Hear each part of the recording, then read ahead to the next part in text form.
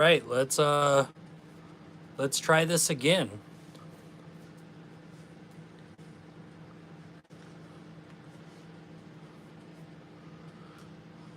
Starting that was a disaster, I guess. Or the first one setting it up.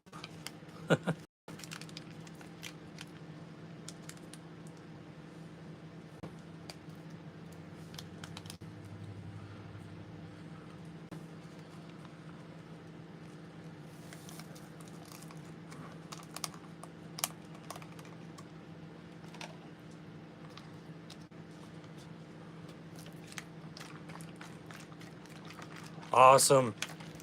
How are you, Jimmy? When you schedule a live stream, I guess when you take your picture for like the thumbnail picture, and set it all up, you're supposed to have it in the way you're supposed to live stream, which is all weird. So yeah, when I started the first one, it was all jacked up, so I had to just cancel and try to start a new one. So my bad, you guys.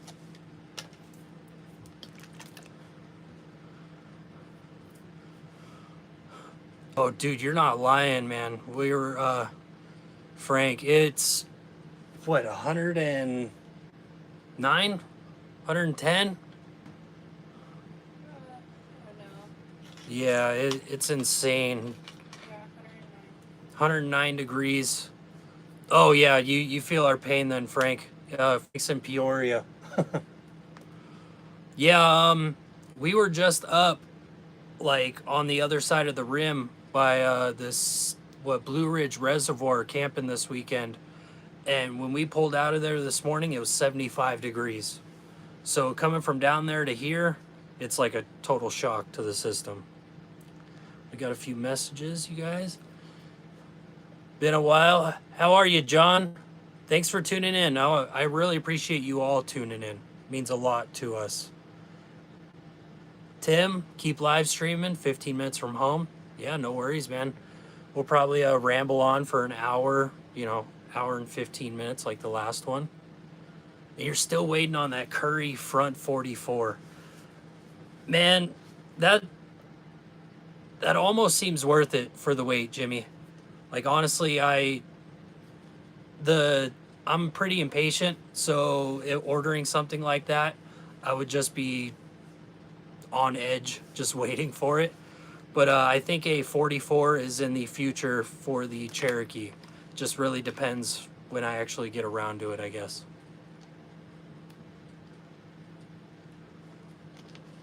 What is everyone having trail soda wise? I'm just having some water right now. We're actually out of trail sodas at the house. Big screw up on our part. Pretty good, bud. Still in South Texas. Passed by SpaceX today. It was awesome. Man, I want to say, gosh, about a year ago, I was outside and I seen that they were dropping the satellites in the sky for the SpaceX, and I didn't know what it was. I was like, all right, like, here, the aliens are here. Like, this is the last day ever. And then I looked on the news and it was the SpaceX thing, but I was like freaking out.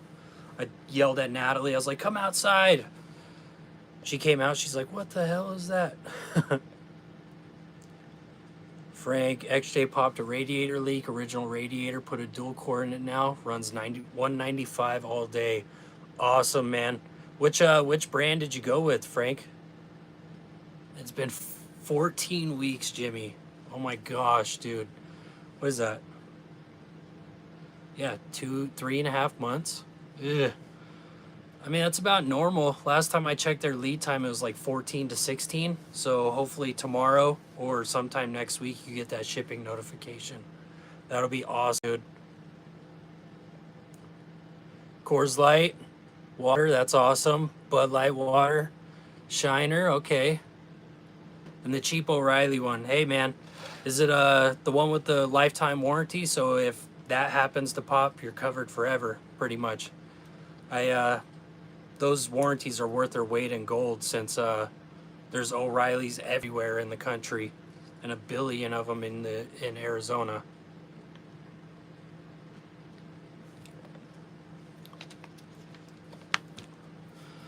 Yeah, we should have on our way home picked up a 6 or 12 pack of trail sodas. You paid 5,300, Jimmy. Wow. I mean, honestly, it seems worth it. I mean, just to get a brand new axle fully built, you just have to transfer your knuckles, I think, from your Dana 30. But that shouldn't take too long. Just throw some gear oil in it, break it in, drain and fill, and you're good, man. What you might have told me, but what kind of locker did you get in that, Jimmy? Can't hide money, yeah. Yeah, I think with that it's easier to ask for forgiveness than for permission with that. So I think I would have to just tell Natalie I got it. Just be like, hey, I spent $5,000 on an axle. It'll be cool. You'll like it on the when you drive it on the trail. She's shaking her head no right now.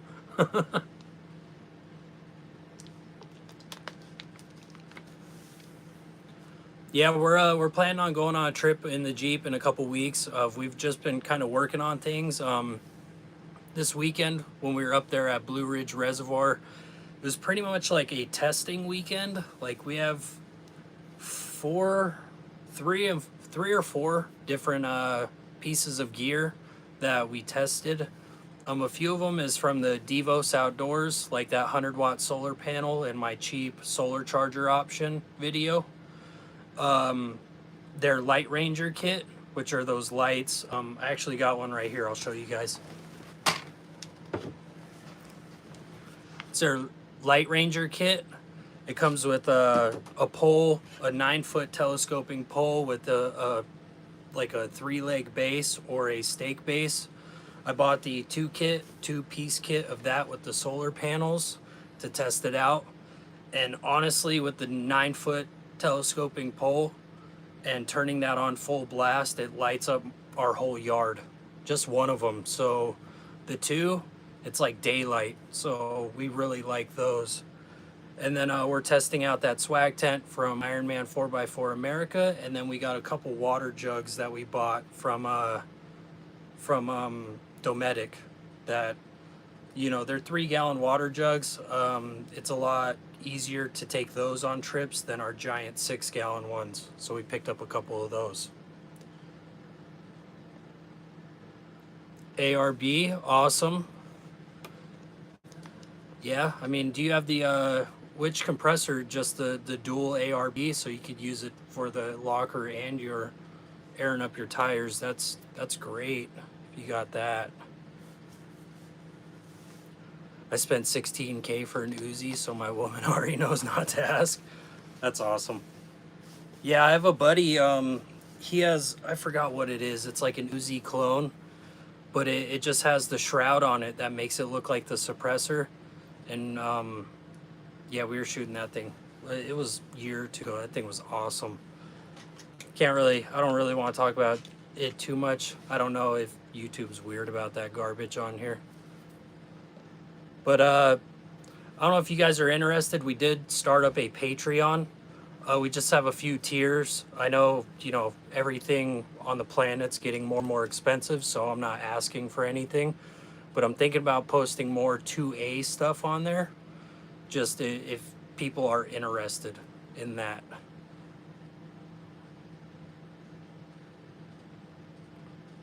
What's up, Matt? How are you, man? I'm glad you're able to tune in. You didn't have work today.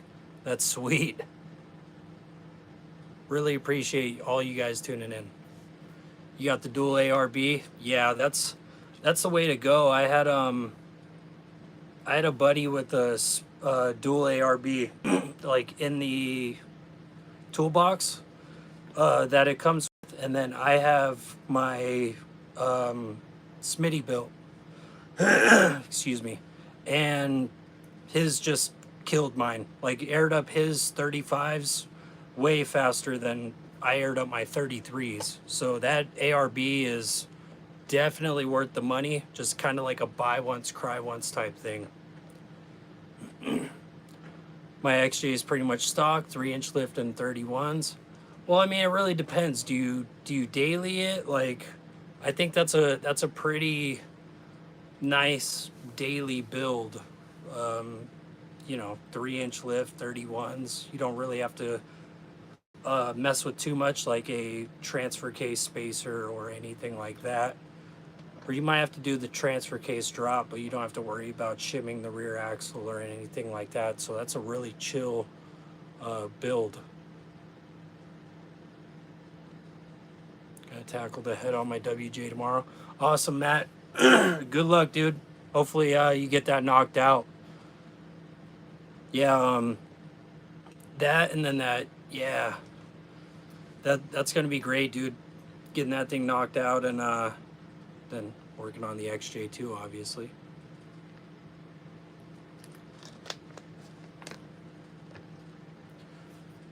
Yeah, I just hide my new gun purchases till she leaves for the store, then hide them in my safe. Bought 3 more today. Nice. Yeah, we just actually finished up a Natalie's rifle build. I built the complete lower out of everything, and gave it to her for Christmas a year and a half ago, and then she just finished her upper, got it pinned and welded, the barrel, everything like that, and we're just gonna toss a red dot on it, get a sling, and what else are we gotta get for that? Sling, red dot, Iron sights. and iron sights for it, backup sights, and that thing is all done until we get to flashlights, stuff like that. I left my Jeep with a buddy of mine last time I was home, still waiting for word on the overheating issues. Hopefully it's nothing too crazy, man. Hopefully it's just, you toss some of the upgrades at it, like the water pump and radiator and all that, and hopefully it's nothing like a head gasket or exhaust, anything like that going into your coolant, causing it to get hot. That would suck. I know last time I drove the Jeep, picking it up from getting some work done, because the rear axle tube seal was leaking and the pinion seals were a little wet, so I got a lot of work done on the differentials. On my way home about 5 o'clock on a Wednesday, Jeep ran about 195 to 200 the whole way, and then just as I was getting home, getting real close, or as I was coming home after I got off the freeway, it was just creeping up, and by the time I got home, it was 205. So it didn't get too hot. It was still 5 degrees below operating temp, so I'm pretty happy with that.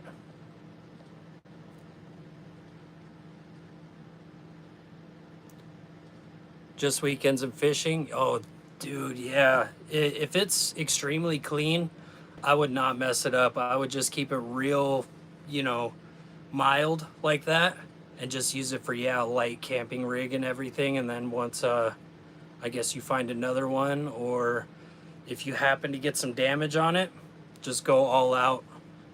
I mean, I know my plan, if we ever really wreck the Cherokee, I'm probably gonna do tons, 40s, chop the top, do a cage, all kinds of wild stuff if we happen to wreck it.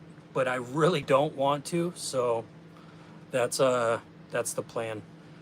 And I know I'm at the point now where I built up, like, my ultimate goal was to get something insane on 37s or 40s and go all out rock crawler.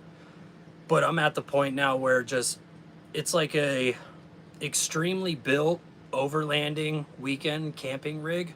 So if we're far out on the trails and we run into some bad obstacles, I know we could get past it.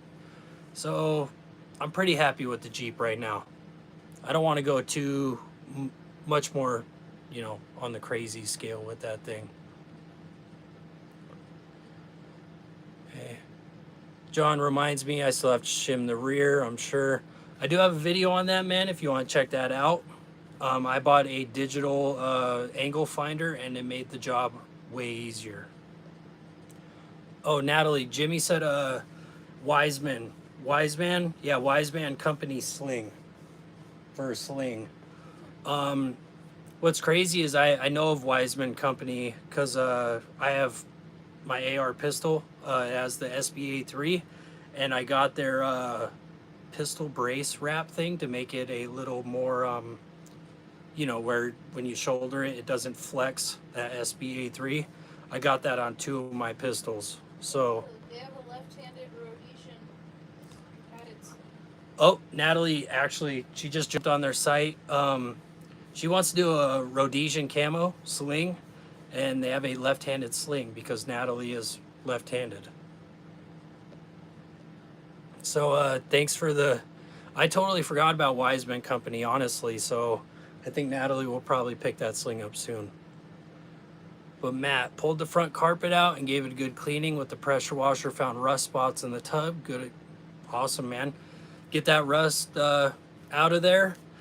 I know when I pulled the carpet, the whole reason I pulled it was because of the heater core dripping underneath the dash. And when I pulled it, I probably had a few 2 to 3 inch rust spots. They weren't holes yet. So I was kind of lazy. I hit him with the grinder, got rid of as much rust as possible. And then my buddy Travis with his white 95 Cherokee, he had a little bit of rust. So he bought a replacement floor pan. So he gave me what was left over, which was a good amount. And I just cut out the squares I needed, put them on there, welded them in, patched it, and then just painted the crap out of it.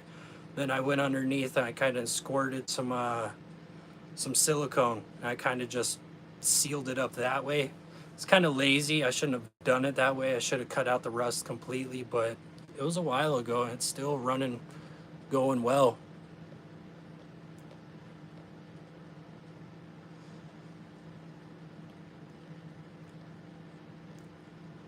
Put in, oh yeah, you did a 180 thermostat. Awesome. Yeah, I'm running the 195, but I think that's because I've done so much to the cooling system that I just kind of want to keep that at stock temp, so it keeps that coolant in the radiator for as long as possible, so it cools down as much as it can.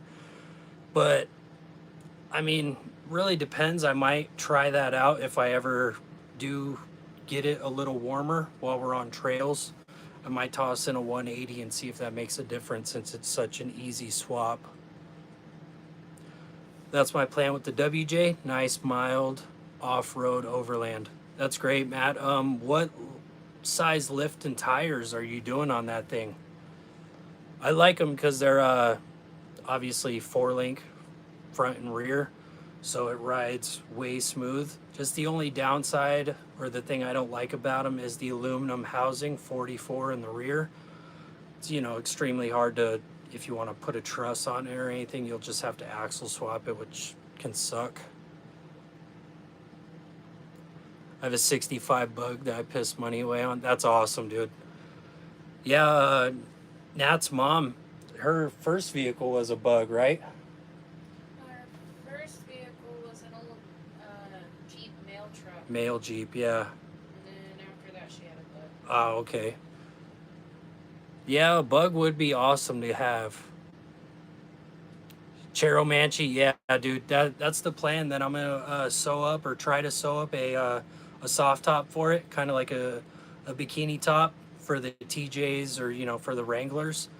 Sew that up, put it on there, and then just do like some, maybe go real redneck and get like the NASCAR mesh windows for it, and maybe just make it as light as possible and turn it into, yeah, a Chero car or a Cheromanchi, or maybe like a go fast Cherokee, kind of like a Jeep Speed. Maybe build it up into a Jeep Speed if something happens, but still be able to take it on trips. So it'd be like a weird hybrid of everything. Trying to figure out what way I want to go on the rear end, but I got ways to go. Got a ways to go. Yeah, I mean, honestly, you could just do an 8.8. Hopefully, I don't know if the axles are wider on the WJ than the Cherokee, but I mean, if not, 8.8s are a dime a dozen almost, and really easy to build. Want to lay truck liner down and ditch the carpet, but it's my daily, and summertime here sucks. Yeah. Yeah, I don't know if I think your best bet would maybe bed liner the inside, and then my friend Travis with his 95 Cherokee, he bought this stuff called lizard skin, and it's like a thick, he says it's like a little bit thinner than Flex Seal, but it's like the consistency, it's a little bit thinner, but he got a cup gun with it, the whole kit, and he sprayed it on the bottom of his Jeep, and it made a night and day difference with just the temperature radiating through the floor pan. So I would look into that. It's a little expensive. I think he paid like $300 or $400 for it, but it was like several gallons. And he had his transmission pulled at the time in the T case, and he sprayed everything, and he still had like a gallon or two left.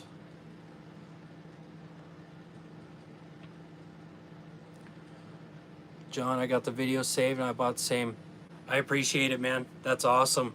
I mean, that thing sits in my shipping container, and it's 115 outside right now, so it's probably 150 in there, and that thing still works. I can pull it out, probably let it cool down, so it's just overheated, and turn it on, and it still works like the day I got it.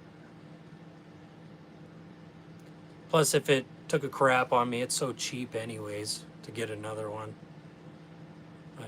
I bought it with a lift. I think it's 3 inches, got two 65, 75, 15s, pretty much 32s. If plans fall into place, I'll be able to make a Grand Cherokee. That would be awesome, dude. Yeah, with the 4-link front and rear, just throw like some resis on it, maybe some hydraulic bumps, just some racing seats, a nice cage, and tie it all together. And well, it's a WJ, so I think they only have the V8, or no, I think they have a 4.0 also. But I mean, if it's the V8, dude, just make that as light as possible and build it up with just resis, bump stops, everything. That thing would be, you pass everything other than a gas station off road.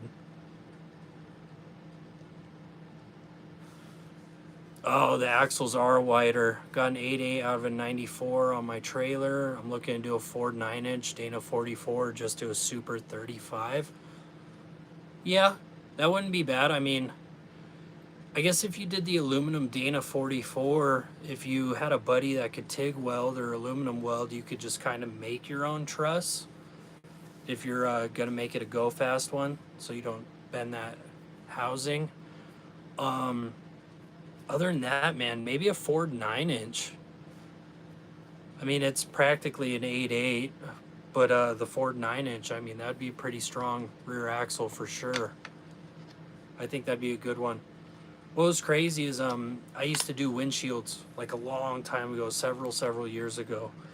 And I did a windshield on a dude's YJ.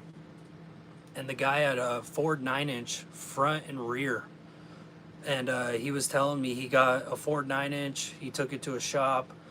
They cut it up, put knuckles on it. Like, they did all kinds of wild work to this thing to make it so it was a Ford 9-inch front and rear. And it was about the cleanest YJ I've ever seen in my life. Like, I was kind of terrified to screw up the windshield job on it just because I love this dude's Jeep. I was like, I do not want to mess this Jeep up. I would feel so terrible.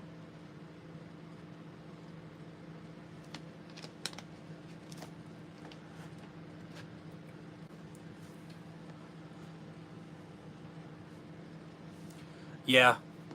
I think it would be great. I know Curry, Jimmy, sells a Ford 9-inch kit. I think that would be awesome to get one. I mean, obviously, if I really messed up that Ford 8.8 in the rear, but I think that Ford 9-inch kit would be really cool. I like the third member on it. Oh, being this is a Q&A, John, just out of curiosity, what do y'all do for work currently? If that's prying, by all means, ignore me. I mean, we're pretty transparent. You want them to know what you do for work? Natalie is she's an African big game Hunter. She does chartered hunts. No, I'm I'm kidding, you guys. That would be an awesome job. But she's accounts receivable for a party staff company. Just a regional account. Oh, regional accountant for a party staff company, and she does billing for 3 different regions. Different offices. Oh, 3 different offices. I'm screwing all this up, but 3 different offices. So she's loving it so far. She's been doing it about 4 months, No, 3 months, almost. about 3 months so far. And for me, I work at Empire Caterpillar. Um, I'm in their fluids lab. So I just run tests on oil samples all day long. Like, viscosity, particle count, IR stuff, metals, tests, like everything. Up to, the $500,000 dump trucks that you see where the tire is as big as your house, all the way down to some dude's, Toyota Corolla. Like we do just everything on that front. And I mean it's extremely chill. Like I'm pretty spoiled. I mean I listen to music or YouTube videos, in a 65-degree room, working with, you know, millions of dollars of machines, testing oil from millions of dollars of machines. So it's a pretty chill job. I don't think I'm gonna leave it unless somehow YouTube takes off. But I am not betting on that at all. This is more of a hobby, and just to show you guys some cool stuff that I have learned. Matt, I don't have a welder, so the 44A is real tempting. I saw Muddy Beard's 9-inch build for his TJ. Yeah, that TJ is sweet, dude. I mean, I think since you don't have the welder, just with the housing thickness and the width and just the tube thickness for the housing on the Ford 9-inch, that might be your best bet. And then the aftermarket is huge for the Ford 9-inch compared to the Dana 44A. So I think, if you're on a trail somewhere, you happen to, I guess, I don't know, break a U-joint or break something on that Ford 9-inch, it'd be a lot easier to pick up the replacement part locally than maybe that 44.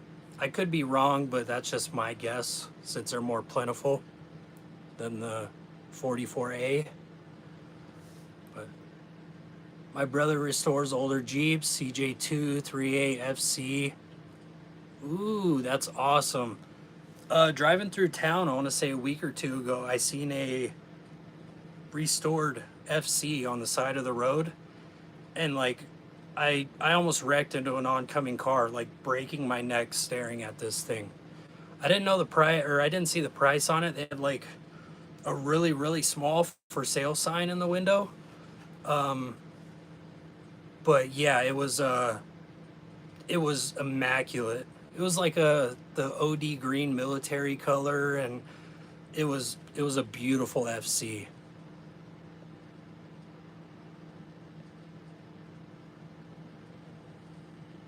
A travel psych nurse. That's awesome, Matt.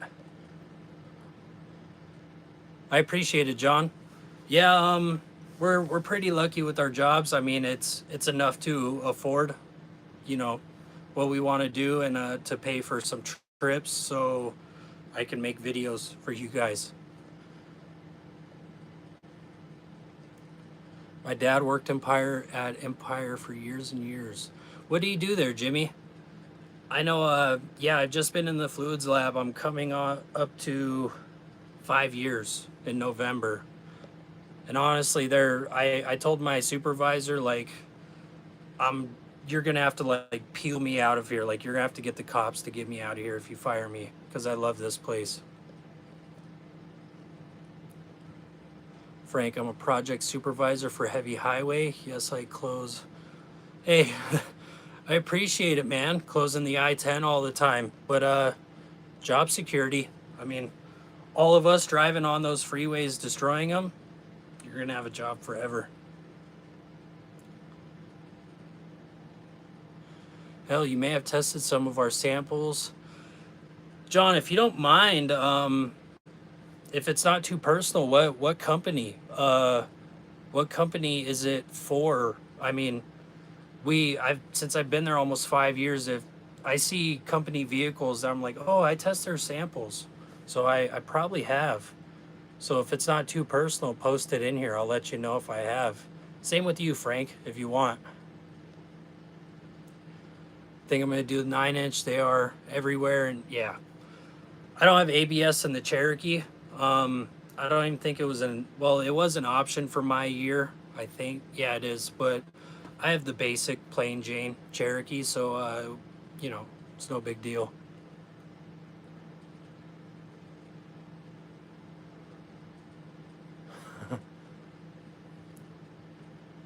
Frank, which part of I-10 up the road from me? There's an 80s era Cherokee or Wagoneer in tall grass working up. Dude, oh man, I'm still kicking myself. Every time I would drive down the road, I would see a side street and they had a Comanche, bone stock Comanche. It was like a gold color, sitting right next to the sidewalk. Kept driving by for years and years and years and years, and I was the same way as you, man. I would, you know, just kind of hesitate, like, oh, dude, you know, I just want to take a piece of paper, interested in selling with my phone number, and one day I drove by, the Comanche was gone. I think it was by an apartment complex, so I think the people moved out, and yeah, they took their Comanche with them, dude. It was a bone stock gold Comanche. Like, it would have been, I don't even care what I would have needed to do to it. Like, if it was a manual 4-cylinder, I would 4.0 swap it and keep it manual, or if it was a 2-wheel drive 4.0, I would 4-wheel drive swap it in a heartbeat. Like, I'm still kicking myself for that. Let me catch up on this chat. The AD supervisor. Oh, okay. Oh, Matt Bean is what, 3? No, he'll be 3 in September. Yeah. 3 in September. He's like dead weight right now from this this trip. Like, he's extremely tired. I'll show you guys. Bean. Look, you're on camera, bud. Yeah. He is so tired. Like, he's just literally dead weight right now. All right, dude, I'll let you back down. Sorry. He's the real star of the show. Sorry, bud. Frank, you're safe. He was a diesel mechanic. He left to go to work. Hey, I don't blame you there. Working on going up there, work at the pipeline. That has to be way better money than Empire Cat. I'll PM you the company. Hey, I appreciate it. Work for Marathon Petroleum. You might, since being in Texas, you might or gosh, sorry, dude. I think, yeah, Texas. You might actually be shipping them to one of your other one of the other Empire or no Cat locations. We just do the Southwest, like a little bit of Utah, mainly Arizona, a little bit of stuff in California and New Mexico, but we're mainly just that area. There's a few other ones in Texas though. Gosh, I think it's, yeah, you're Texas. I get all of like your guys' rigs like screwed up in my head, like trying to remember or where you guys are located. It's rough for me, so just bear with me, fellas. Yeah, Jeep missed the boat, not making a, yeah. They should have just named it the Comanche. Like, I don't understand. The Gladiator was the one from the 70s, right? The J10, I think. They should have named it the Comanche, and they should have I really hope they come out with a single cab, like short bed, just so it's like reminiscent of the Comanche. and then do like a single cab long bed option too, or whatever. The grill look like a Comanche.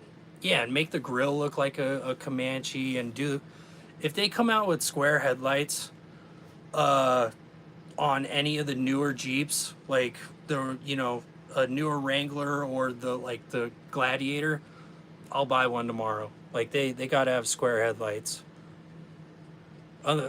You know, even though I switched out to round headlights on mine. He's a dilp. Yeah, he's the star of the show. Like I want to put him in more and more videos.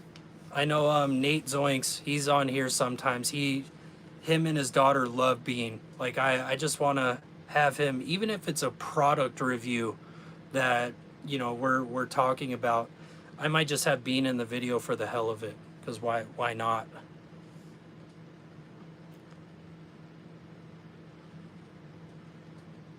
It's mid-70s, no big. Oh yeah, I keep getting where like your guys' location screwed up, man. I'm my bad.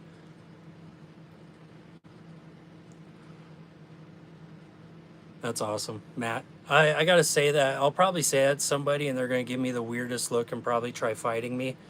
Hey, you got a dilp right there, and they're gonna be like, what? SM, hey, what track bar bracket are you running? I appreciate you tuning in, man. I appreciate all you guys tuning in. It means a lot. My track bar bracket, I don't have anything done on the axle side. I'm just running the stock, you know, bracket for the axle. But on the body side, I'm running just the Rubicon Express heavy duty track bar bracket.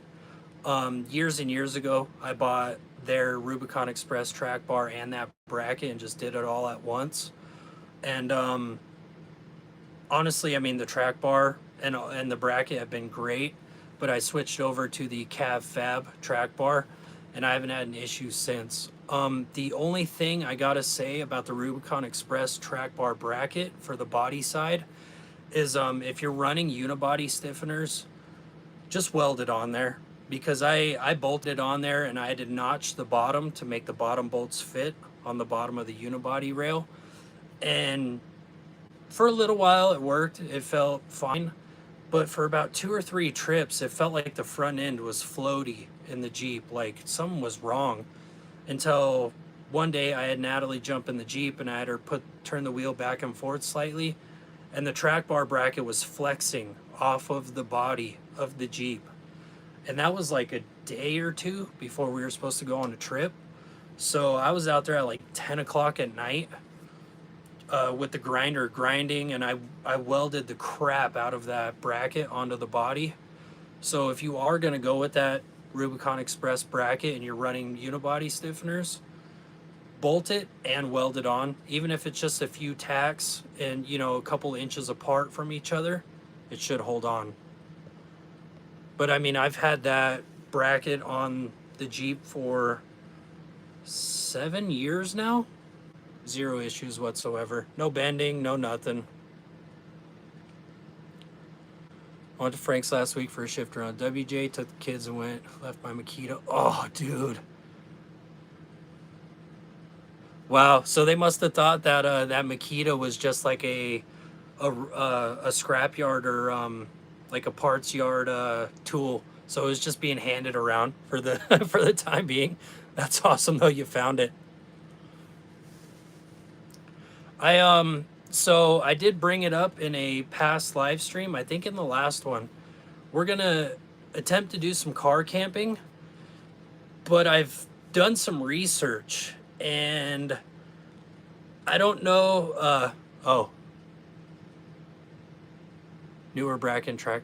Oh, no worries, SM. I just have the Rubicon Express track bar and or track bar bracket.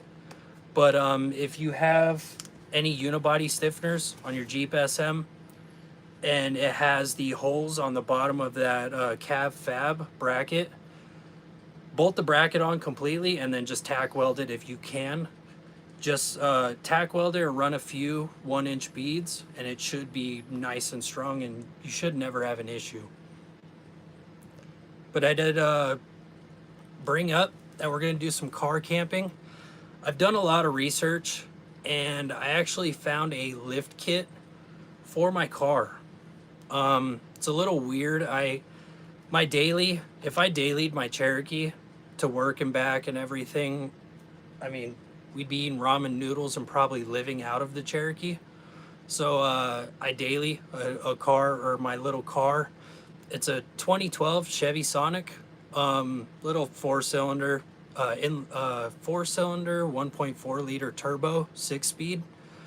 If I'm gonna buy a little gumdrop, jelly bean car, I at least want it to have a turbo and a 6-speed. But I did find a write-up on a forum where a guy, yeah, right. I don't know, it'd be kind of hard living down here in the tent in this heat. But I did find a forum post where a dude lifted his same car, same exact car, but lifted it. It's just suspension from a different vehicle, a different GM vehicle that I am probably gonna buy. It's about $350 for all the suspension, just the struts, shocks, and coil springs. Should give my car about 3 to I want to say it says about 2 to 3.5 inches of lift. So I don't know if you guys would be interested in a video of me doing that. I've never seen a Chevy Sonic lifted before. So I figured if I'm gonna lift it, I'm gonna try to make a Chevy Sonic look cool, which is probably gonna be really, really hard to do. But I figured it'd give me some more ground clearance on trails. And I was going to do performance upgrades and stuff like that, so it's a little bit quicker. But I was going to lift it, and then I've been looking at wheels and tires for this thing. It's a 5x105 bolt pattern. So I'm looking at a set of method wheels for it. I do have some links on the iPad of kind of my ideas, if you guys think it would look cool. The car is red, so it's a little red car. Yeah, 4-cylinder turbo, 6-speed. And I'm pulling it up on the iPad right now. I'm gonna get some wheel spacers or some wheel adapters, but they're spacers also, so it should push the tires out an inch. And here's the wheels I'm gonna go with. They are the Method 701s. I'm thinking about doing those on that little car. Method 701s. And then I'll pull up the tires. You guys, everyone here knows these tires. But Method 701s, about 3.5 inches of lift. Have the tires stick out a little bit farther from the wheel adapters and the spacers. And then I'm thinking I'm going to toss some BFG all-terrains on this little car. It's a little front-wheel drive, but I'm thinking methods, lift, all-terrains, some performance upgrades under the hood, maybe roof rack or roof rails with a tent. Maybe I'll get a lightweight rooftop tent for it.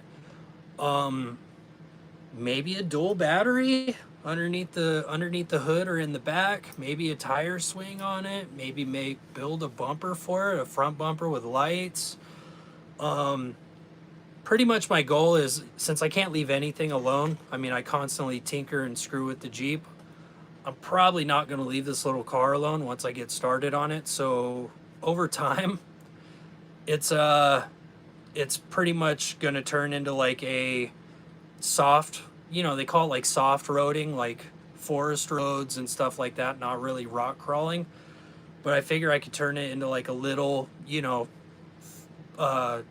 forest road, little bomber that we could go fast down forest roads, and I could just make a whole build series on it with performance, bumpers, roof rack, maybe dual battery, maybe a fridge in the back, maybe an itty bitty fridge with like a control panel, just like the Jeep. Maybe light bar, lightweight rooftop tent. Honestly, the sky's the limit for it. Whatever my, whatever I have in mind, I'll probably do to it. And then get another daily if it becomes too terrible at gas mileage. All right, I got a bunch of comments. Sorry, fellers. Don't feel bad. I mean, the Corolla, dude, that 2012 Corolla is going to last you for, you know, if you change the oil every 10,000 miles, it's going to last you for the next 20 years in it, John. Those things are indestructible. What? You want to build a smart car? No. They make lift kits and four-wheel drive kits for them. No, we'll just build the Miata at that point. Yeah. Natalie does have a 92 Miata that it has the limited slip in the rear. 5-speed. 5-speed also. We might build that. That would be awesome. Put a luggage rack on it. Yeah, put a luggage rack. That'd be hard with a rooftop tent on that little thing. My cousin has a smart car. We are both big boys. We fit comfortably. I want one. Oh yeah, dude. Lift it, take it off-road. I figured some methods. Maybe over time, do a wrap on it.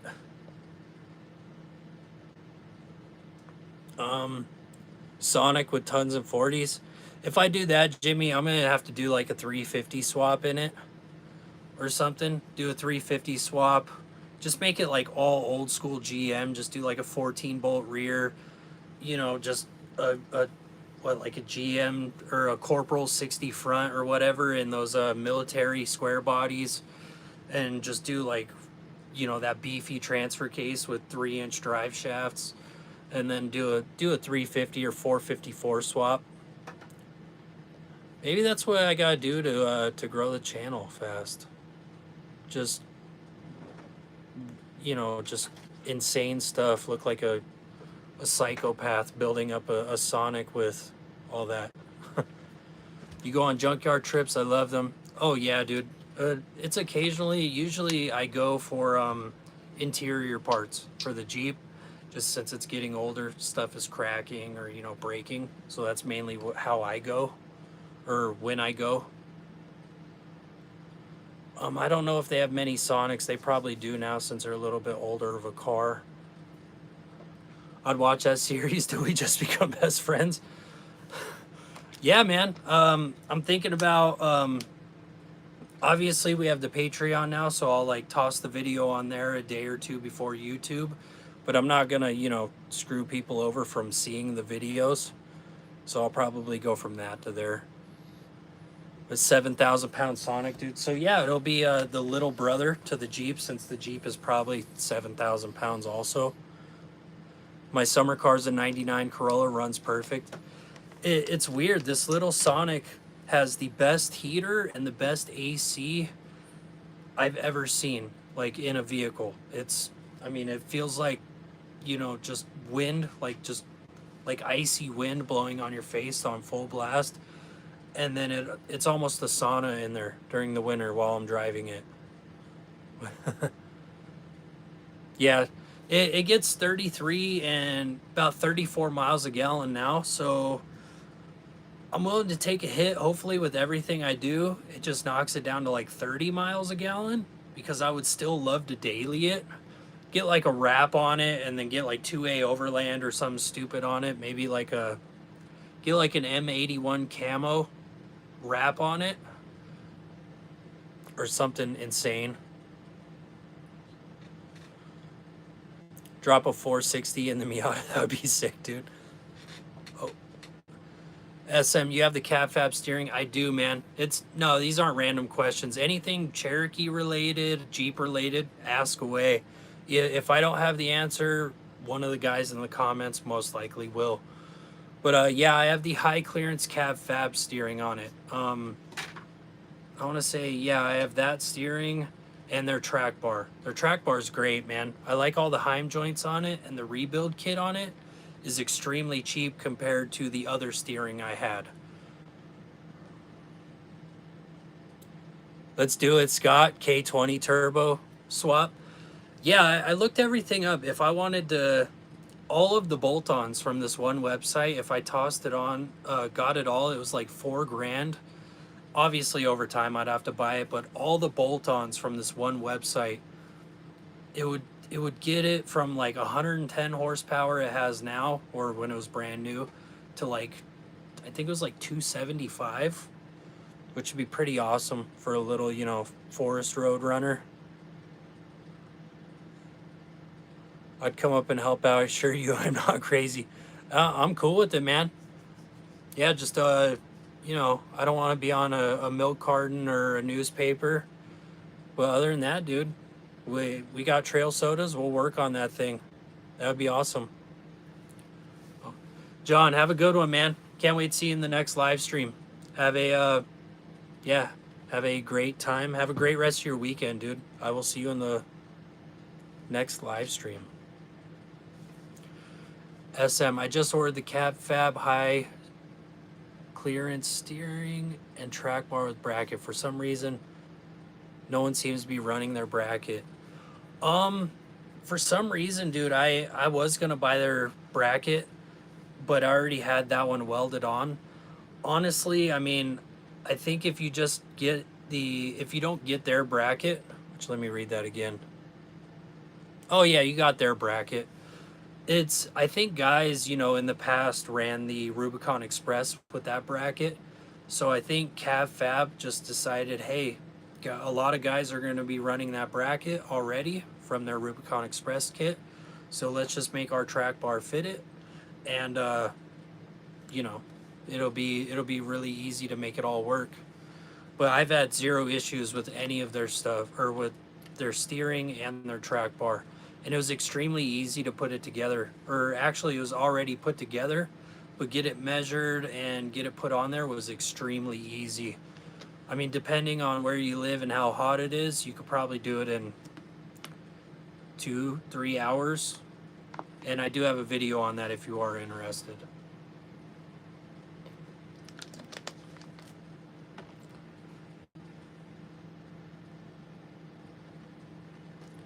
Have you done the 4-hole injector swap? I ordered a kit for the WJ, figured I had the top end apart, I'd do it. I have not yet. I haven't heard anything bad about the 4-hole injector swap. I've heard a little bit of better throttle response, and and then a little bit more power, but zero, you know, I haven't heard any problems with it. That is something I want to do.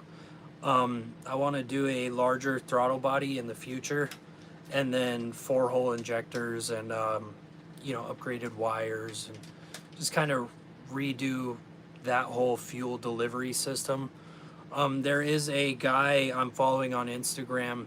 He has a kit that it's a billet aluminum fuel rail, and then he has a adapter on the end of it where you could put a fuel pressure gauge on it, which is probably overkill. I mean, he runs Jeep speed, so I think it'd be pretty awesome to do all of that. And you know, I think the aluminum fuel rail will dissipate the heat if the fuel rail gets hot running underneath the hood. But that's for XJs. I mean, unless you, well, I'm guessing you have a V8 and that WJ, but that's mostly for the XJs. That kit is for, like the 97 through 01, where it has the just the single plug-in on it, not the return. But SM, well, it's weird because the bracket has holes for their brace, but do not seem to sell the brace. I wonder if they just did that, you know, for now, and then they're developing a brace. Honestly, it shouldn't be that hard, since they have the 2 holes on the passenger side unibody rail, so you could just bolt it right there and then run it across to the bracket. But that's strange. You figured that if they would release their track bar or put out their track bar, their bracket, they should do the brace at the same time, and then maybe just charge a little extra to include it with the kit, since you're already underneath there. But I have a PSC OEM pump and all new steering going in this weekend. Man, that thing's gonna be smooth, dude. I really want to do like a redhead steering box or the PSC OEM box. I think either of those would be great. But I just have the O'Reilly's box right now, and having the lifetime warranty on it, can't really beat it. But if I don't want to, have to worry about steering wheel slop after 2 or 3 wheeling trips every time with the O'Reilly's box, I think I'll go with either the PSC or the Redhead since they're beefier. And I am running a slip yoke, man. I got the kit from Adams drive shaft. It was the drive shaft and the slip yoke, the advanced adapter slip yoke. It was extremely easy to install all of it. I thought it was going to be like rocket science to install that slip yoke. But if you just pay attention to the instructions on the paper, I think the instructions on the paper has pictures too. If you just pay attention to that and just take your time, you won't have any issues.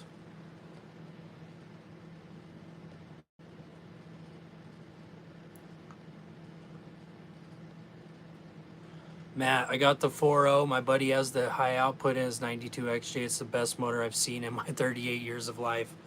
Awesome, dude. I have a buddy, he has a WJ with the 4.0. And I mean, yeah, the V8's great, but the 4.0, I mean, you could fix it with baling wire and bubble gum, dude. Like, you could do anything to it. Like, if it breaks down, I mean, you could easily be able to get it off the trail to get it home if you had to. Tim, how are you, man? Glad you're back, dude. Dude, a guy local at a Redhead box for 125. Oh, that would be awesome, dude. For 125, that is cheap too. And I mean, worst case scenario, if it had any slop in it or anything, you could easily send it back to them. I don't know their warranty, but I mean, it would be extremely cheap for them to rebuild it if there was anything even wrong with it. Would you pay for that box you got? Dude, the O'Reilly's box was like $150, I think.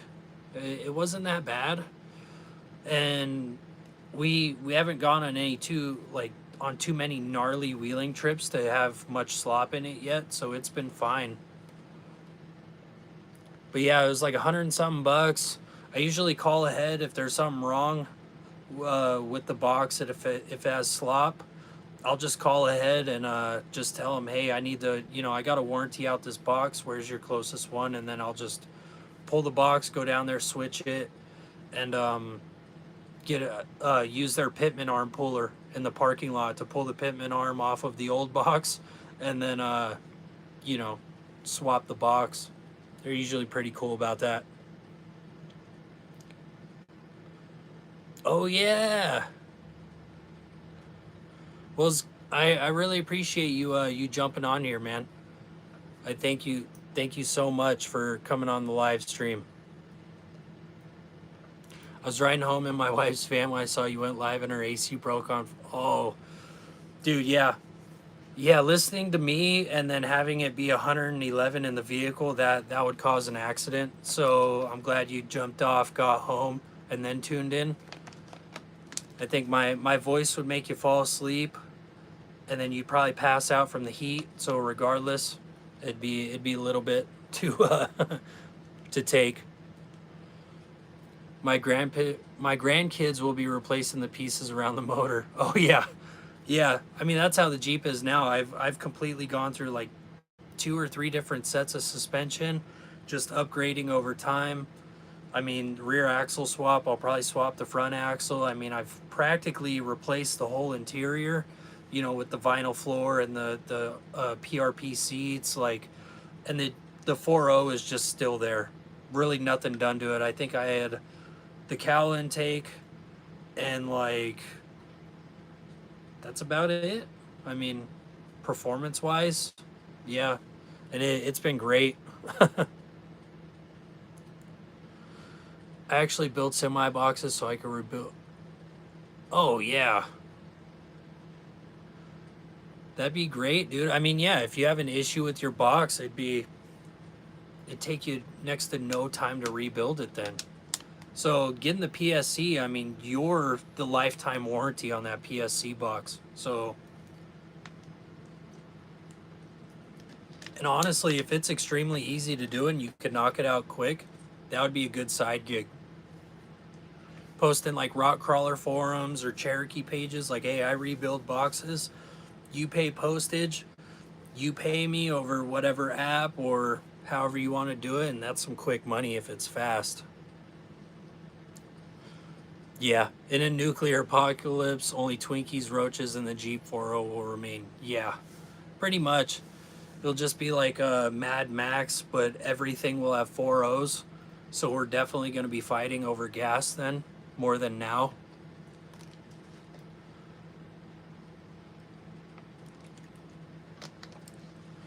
Her Odyssey is going into the shop tomorrow for that AC, and then my Jeep should be out of the shop this week, hopefully. Oh, yeah, dude. Honestly, it'd be worth it. I mean, yeah, you'll be broke, but you'll have that Jeep out. So if you have to cry when you open up your bank, your bank info on your phone, at least you could cry in the Jeep.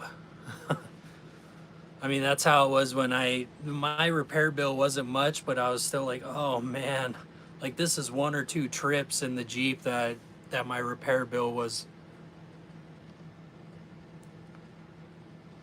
Oh yeah, completely worth it. If the Jeep's been down, yeah, definitely almost 2 years. Just being able to take it on the first trip, like that'll just feel so good. Just like, hey, I got this thing out there. We took a trip, came back, or took it wheeling, 0 problems. Like, yeah, and not moving for over a year.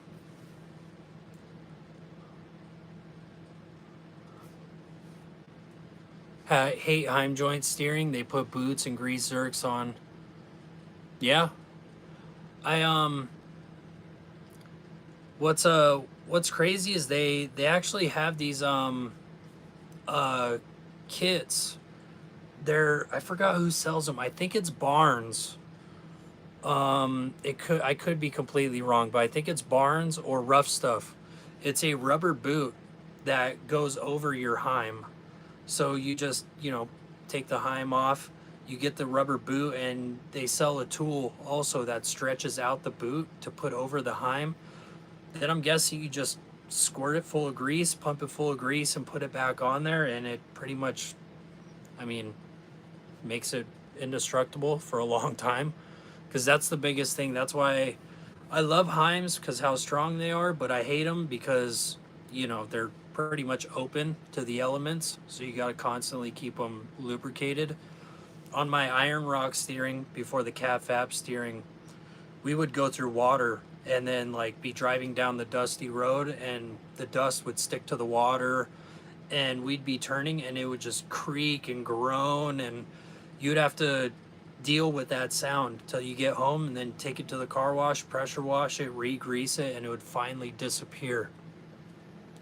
So that's the biggest thing why I hate Heims, but I also love them because they last forever if you keep them lubed and don't beat on them too much.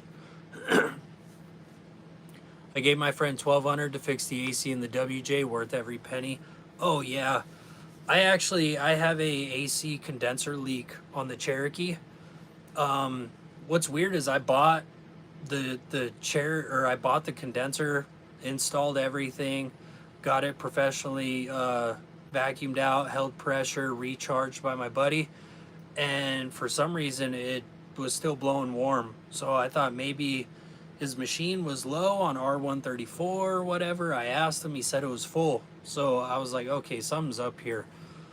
After a few trips of just recharging it with Walmart cans, I seen a big old dust patch on the front of that condenser. So it was like a leak from the factory. But I'm just gonna have to buy a new one, replace it, go through the whole process, and hopefully I have cold AC on the Jeep for a long time. So pretty much I'll buy like an $8 or $10 can of R134 from Walmart, recharge it, and it should last for a trip, even though I know that's terrible for the atmosphere. Except that week I drove it to work with the axle spewing fluid all over the road. Yeah, that's what was so weird. Tim and Frank, when I took it to Wolf, we got back from our Kasner Mountain trip, and it had a slight leak from the axle tube seal on the wheel, and then the pinions were wet. So I took it to Wolf, and I mean, Wolf is an hour away, but they gave me a great price. And just talking to Angie on the phone, she was awesome. So we took it all the way out there. Her and her husband checked it out, said the pinions weren't leaking, so I don't know what was up with that. And then they replaced the axle tube seal, and then like I kind of just threw it on them. I was like, hey, can I drop it off? And they, within less than a week, they squeezed it into their schedule, got it fixed, and it was a great price. And they were extremely cool. So honestly, I don't mind the drive of an hour. If I have to drive an hour to a shop just to get work done, but I know like the customer service and the quality of work is better and the price was cheaper, I'll do that all day long.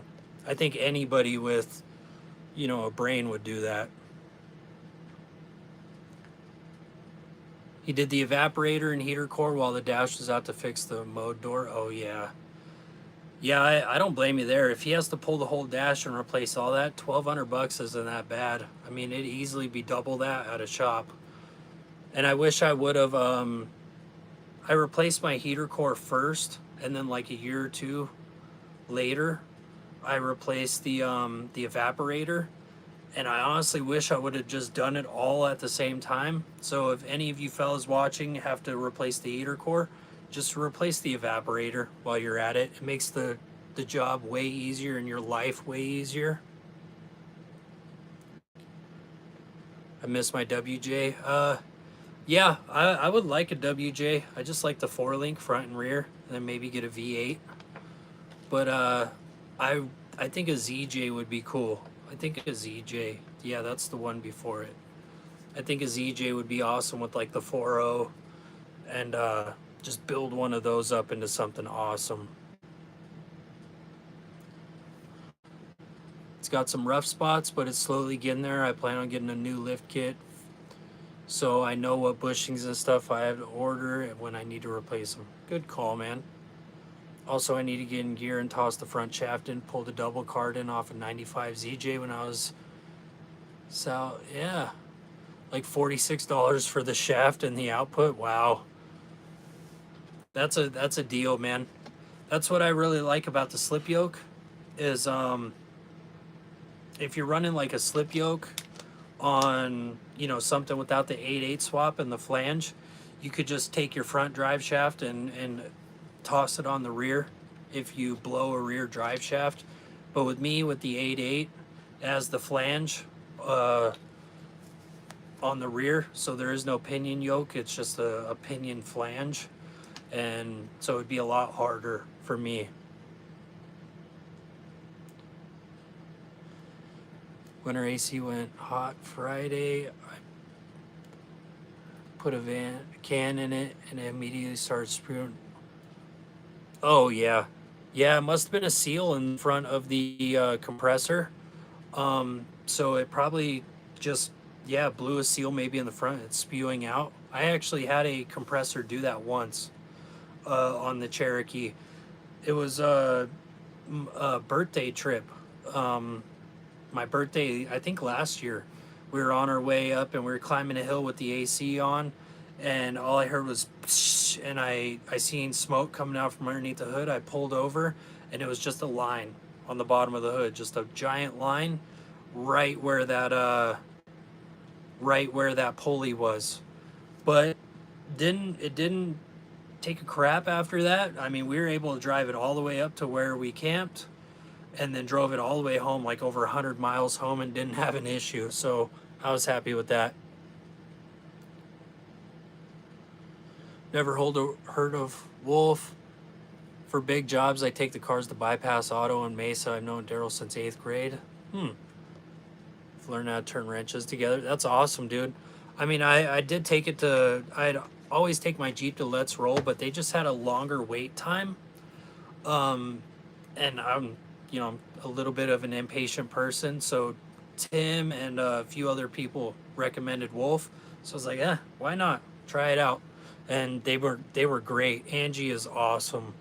Angie and her husband. We went there, gave them some patches, just we told them, hey, like we have our YouTube channel, blah blah blah. Not trying to get free work or anything, but just telling them.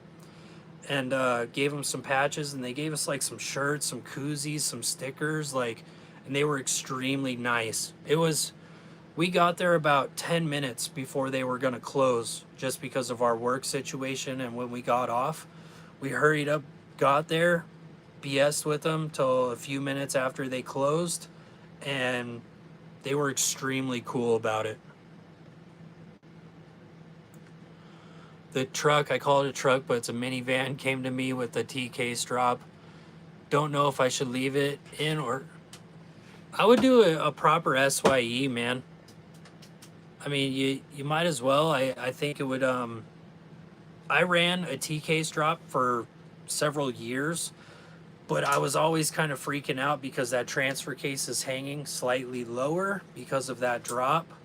And that cross member, like I caught the cross member on rocks several times. So I figure I'll just do the SYE, tuck all that stuff back in there so I have more clearance. Because I don't really want to drag an aluminum transfer case across rocks. It'll just end up cracking and breaking on me. But Daryl's pretty quick, never more than a couple days. He lets you know if he's able to get it right. That's good to know, man. Since he's in East Mesa, I really like Wolf. I've never had any issues with Let's Roll, but I will definitely look up bypass. How do you say that? Assess. Okay. Better say something else. Could you write that down, babe? What? Buy assess auto. It's a shop in Mesa. Matt on here knows the guy Daryl that runs it. If it works, just keep running the TK's drop until it doesn't. Yeah, that's true. I guess it really. Oh, all right. It's BYASSEE. That's how you spell it. Biasy? Yeah, I mean, I ran that TK's drop forever. I guess it really depends on the wheeling you're doing, since you said it's like a mild overland, like hunting rig or camping rig. Run the TK's drop. But if you're gonna get into some rocks, I would definitely just do the slip yoke to give you that extra ground clearance. But at the same time, I mean, you could also do the 4-link front and rear and then just get a belly skid or do something insane with that. And then it'd be, ready for whatever. So I talked to you guys about building up my daily driver, spending way too much money on a daily driver, turning it into a mild overlanding rig.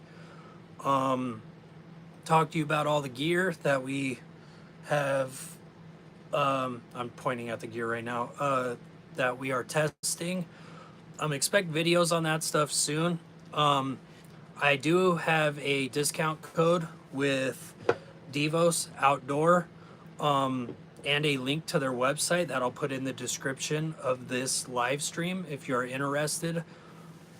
Oh, TRE, tie rod in. That makes sense, man, with the boot on it. I will have a link to their website in the description. It gives you 10% off, and then I get a little bit of money back through the affiliate. That doesn't affect you guys. Like, it doesn't charge more for you guys or anything, but it helps fund these trips and the future build on my car, and these trips, so I can keep try to show you guys cool stuff. But yeah, we have the solar panel, the lights, the swag tent, and the those Dometic jugs.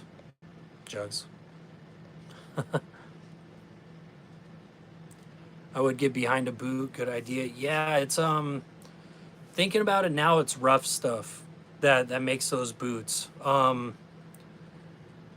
They're not super expensive. I think it was like 10, depending on the size of your Heim joint, obviously, but I mean, at the most, like to do my steering, it probably costs like 40, 50 bucks with the tool and all of that.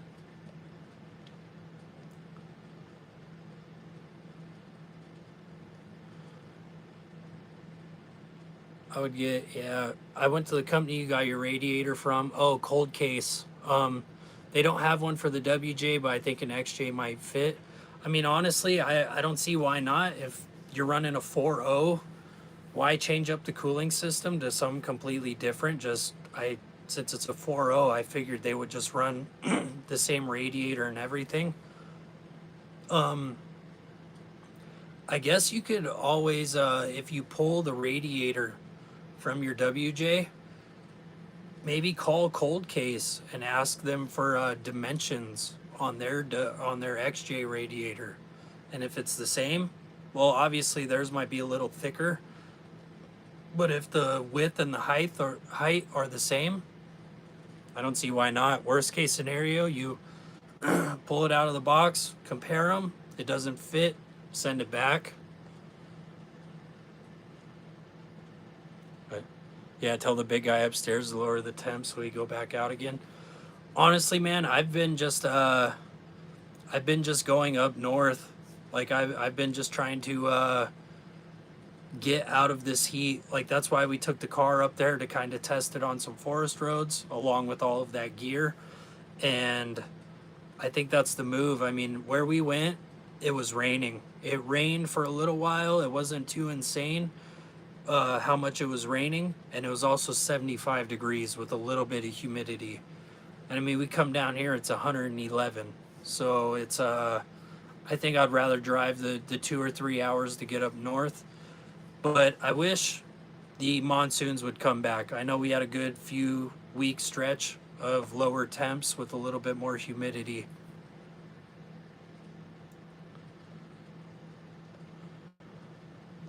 Yeah, a little thicker is never a bad thing.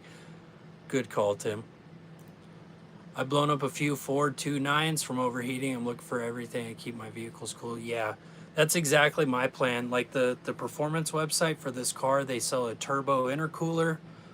So you don't get heat soak into that intercooler, so it keeps turbo temps low. And then they sell a thicker radiator. And then like the thermostat housing on the side of the block is a failure point for those little 1.4s. So there's a company that makes an aluminum thermostat housing so it doesn't fail. Like that's my biggest thing is just maybe lift it, wheels, tires, and reliability.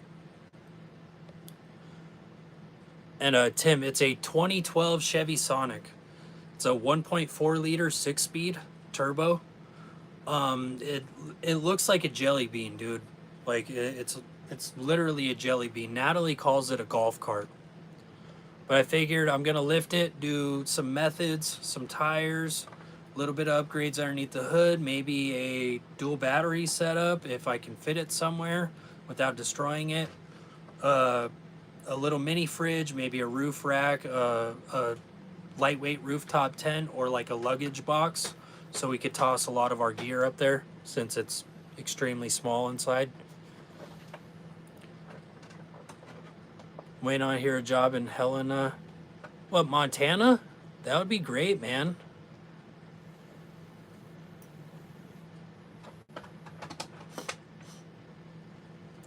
Me and Daryl did a 4.0 swap on 89 Bronco 2. Everything I know about cars. That's great. I learned on work.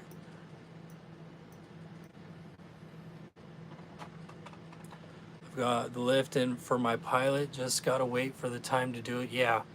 That's the biggest thing. I have an exhaust manifold waiting outside right now in our shop to replace on the Jeep because there's a few big cracks on the exhaust manifold for the Cherokee, but I don't want to work, 8 to 10 hours and then go outside and try to replace an exhaust manifold on that thing while every bug known to man is outside right now because of the heat.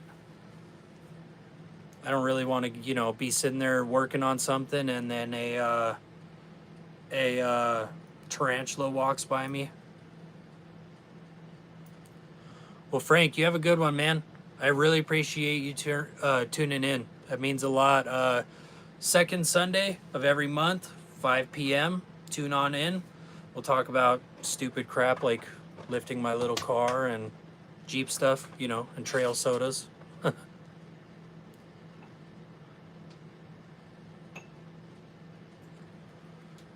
you see a second gen Bronco 2 that's blue with an orange cord fender, or cord emblem, Ford, I'm guessing, Ford emblem on the fender, we built that. Do y'all keep an eye out, man? I'm out in, you know, East Mesa area. If I see that thing, that would be great. Jimmy, heater core and evap core. Solder or ground wire on before install. You know what I did? I screwed up. When I pulled the dash, you know, a few of those vacuum lines go through where that evaporator connects with the chunk of foam on the firewall. There's one or two vacuum lines that go through there. As I was putting the Jeep back together, I messed up, and the vacuum line, there's a vacuum line that goes, I think it's gray, at least in my 96. It pokes through and it connects. I pinched that and it was cut. So I had to do some jerry rigging underneath the dash and make it so you could do I could get AC out of the vents, because I pinched that vacuum line and it was only blowing through the defrosters, and it would not keep the Jeep cool just blowing through the defrosters, because it's bouncing off that hot windshield into our faces. So I had to run like some type of line from that area underneath through the firewall into the dash, just so it was blowing defrosters and through the vents. So once it cools down enough, I'm gonna have to pull that thing apart, reroute that line so I have just vents. So yeah, definitely when you pull the dash and you replace all that stuff, solder that ground and take your time with the vacuums. What's my favorite trail soda? Last year, so I've been drinking White Claw. Oh yeah, dude, we get nutty off White Claws. We'll drink like 2 or 3 12 packs and pass out in the woods. No, usually, what's your favorites? Trail sodas.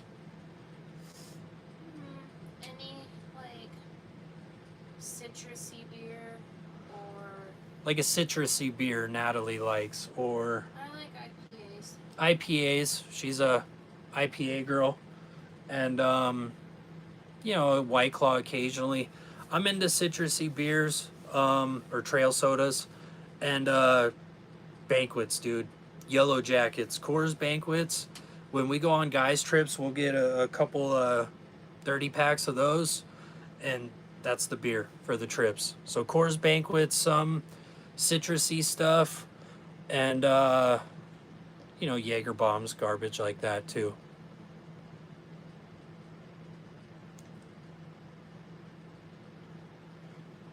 What is your favorite trail soda, Matt?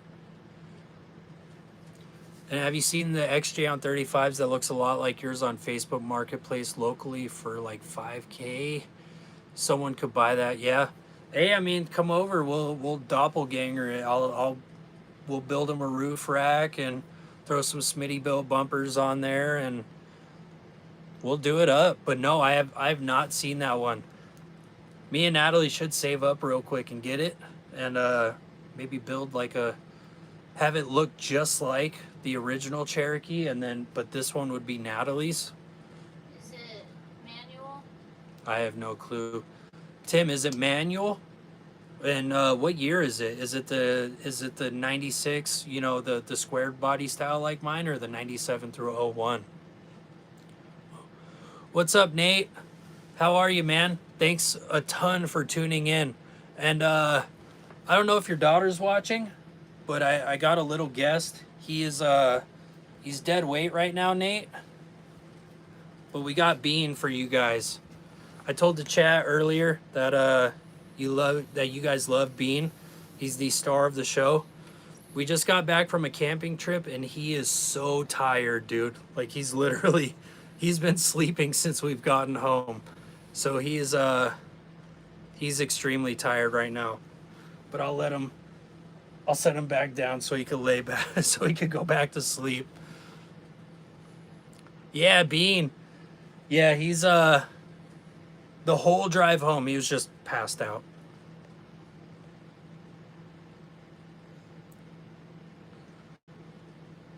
It's one of those newer ones though, but roughly the same color, and obviously I think we would immediately, if we got that one, since it's a 97 through 01, I think we would immediately do round headlights. I would be at a wrecking yard the next day looking for TJ headlight buckets and the round headlights, and we would just swap it. Just have to do that immediately since it's that newer body style. Yeah, man, banquets. Honestly, like I like Coors Light, Bud Light. You know, No, no Bud. I've had a lot of that stuff when I was younger, so like I can't really drink that much nowadays. But banquets, always banquets, man. That's one of my favorites. And Sex Panther is my favorite local brew. I've had that. Have you? I wouldn't mind trying it. What is it like? Maybe we could pick some up. Well, in one of our next videos, I'll have like a can of Sex Panther and then a can of Banquet next to it, maybe in the background or something. And Pendleton, I know Natalie is more of a whiskey girl. Yeah, Santan. Oh, Santan Brewing. Santan Brewery. Porter, chocolate porter. I know Natalie's more of a whiskey girl. I don't drink much hard liquor. I usually have more of oh gosh, what do I have more of like a little bit of Jameson occasionally, and like just party stuff like Jaeger bombs and garbage like that I drink. You know, I don't discriminate. just garbage. Oh, I gotta go back. Right now it's probably watermelon White Claw.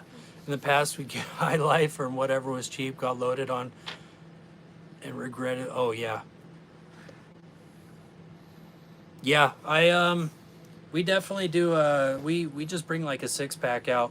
Cause you know, being out there in the middle of nowhere alone, I kind of want to keep my wits about me still, but when it's all me and the guys on like a guys trip, like in one of our last videos when we were in the snow and you know, we had that massive fire in the cinders, we'll have everything. Cause I don't think, you know, if someone drives by and they're like, hey, I want to mess with that group of guys with the 20-foot bonfire, maybe they should come over and just have a beer. Oh, it's a 97 and up with a manual. So maybe that's something to look into.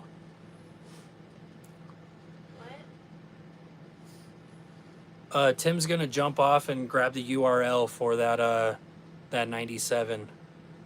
I appreciate it, man. Also send it to me on Instagram if you can. Message it to me. Nate with all the hearts. Yeah. We're thinking about, we have, you know, our 2A Overland patches, but we're thinking about getting like some designs made up of like bean and then making patches of bean. And if we get some, you know, we're definitely sending them to you, Nate. Would it be like caricature, like where it's like a little body and a big head, or just his face? I don't know. I don't know. We'd have to think of something. Santan makes it in the winter. It's a chocolate stout. Hey, I appreciate it, Nate. I told the chat earlier, any videos from now on, it's gonna have a cameo of Bean in it. I don't care if it's a review on, you know, one of the Devos lights. I'm gonna have Bean in the video. He's a huge member of this channel. I've been slacking on getting him in the videos. And I'm glad your daughter loves it, man. Bean will definitely get some T words from us. I can't say that one word you put in that comment because his ears will perk up and expect it. So I gotta say T words. Oh yeah, the fire teeter totter, Scott. Yeah, we definitely got to do that again, man. Especially in the winter, you know, when there's 6 to 8 inches of snow on the ground, we'll make another fire teeter totter, and that'll definitely be on video since I got that new camera. I don't think that's a good idea to be on video, at least. Yeah, it was in our other video, but Jaeger and Gatorade, you'll thank me later. Just make sure it's real Gatorade with sugar, not that Gatorade Zero crap. Yeah, I guess you're hydrating while dehydrating, so that's a good mix right there. I was petting my dog. Did I miss sticker talk? Matt, we have patches. We have 2A Overland patches. I don't know where they're underneath the table I am live streaming on, but I do have some 2A Overland patches. We actually ordered a bunch of them. We don't have a storefront or anything for them. That's just, it takes kind of a lot of work for that, you know, to get that set up. But we do have our Patreon. We have a $10 tier where you get a patch, and every year after that, on your anniversary date, we're gonna get you another patch. So like not that same patch, but like an updated, like, oh, like the bean patch, or like we have another design for a patch I'm looking at right now. We have other like merch ideas in mind. Yeah. We're just trying to start with the more cost-effective ones. Yeah, we're looking at possibly, you know, get more patches, get shirts, maybe hats. Hats are a little expensive, so that would be something to look into as we grow. But maybe some shirts, maybe stickers. Stickers would be great. You know, everything needs stickers. Toolboxes, like our Dometic water jugs, fridges, shop fridges, everything. But yeah, we do have that $10 tier on our Patreon for patches. You could just, I mean, you could just sign up for the tier. It'll charge you the $10 once, cancel it, give me your address, I'll ship it to you, or we can meet up in person since you're local, Matt. And I mean, we could go that route since I'll have your shipping info and you paid me. But we are looking at a storefront as we gather more and more things. It's just hard to work like a full-time job, check out, you know, products, do work on the Jeep, take trips. Like it's a lot. So we're just trying to grow slowly so we don't be overwhelmed and then over promise and under deliver to you guys watching and you guys that support us. But you'll get toasted and you'll feel great the next day. Tim, it's gonna be weird, but Malibu and Mountain Dew, if you mix those two, it's extremely good, but it's like a silent killer, dude. You got to be careful with that. And you know what's good? Can't wait for the fire ban to be over. Yeah, same. What's crazy is up in Coconino Forest, northern Arizona, the fire ban is up. Like we had a campfire last night and zero issues. Like there was dark clouds everywhere in the sky. You know, it rained on us. Like we had zero issues.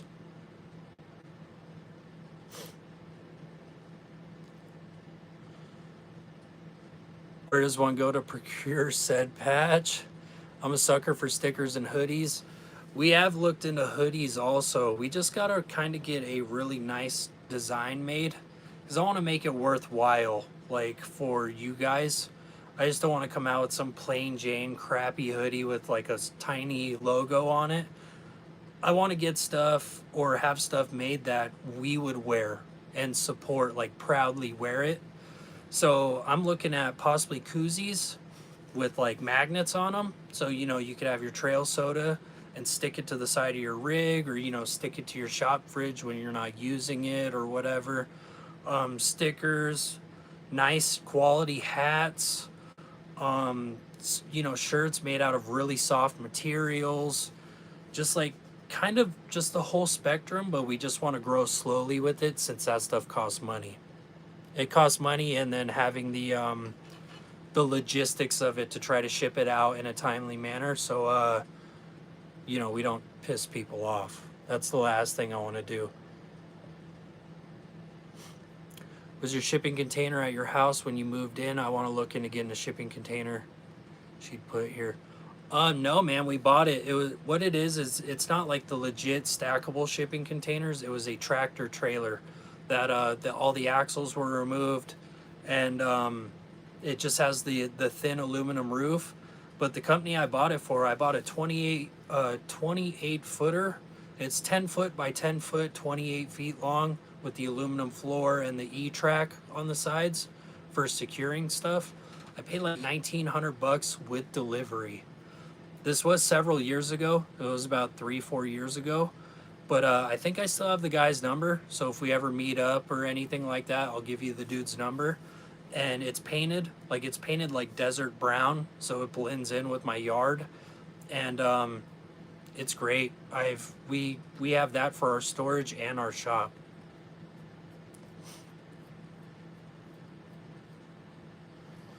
I'll take a t-shirt with Bean's face on it. I think we're gonna get I have several ideas for a logo, like maybe like a caricature of Bean.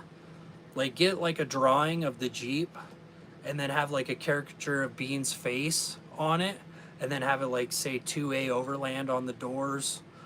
There is another one. I actually talked to an artist. An artist on Instagram.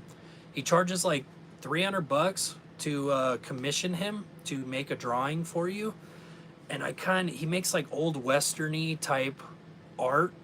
His art's amazing, but I was gonna have him make some art where it was like pinup style. Like Natalie would be like a pinup, I would be like a skeleton, and then like Bean would be like a little dog next to us, or she would be holding Bean in her arm, or like Bean would be standing in front, or something cool like that, with like trees in the background, like pine trees, or a desert landscape with like 2A Overland somewhere in it. And get those made into stickers, a logo for shirts, hats, hoodies, whatnot. But also maybe just like a beach boardwalk caricature of Bean would be awesome too, to maybe make stickers or to get printed onto shirts. Just like the extremely goofy like caricature that they draw on the beaches or on the boardwalk next to the beaches.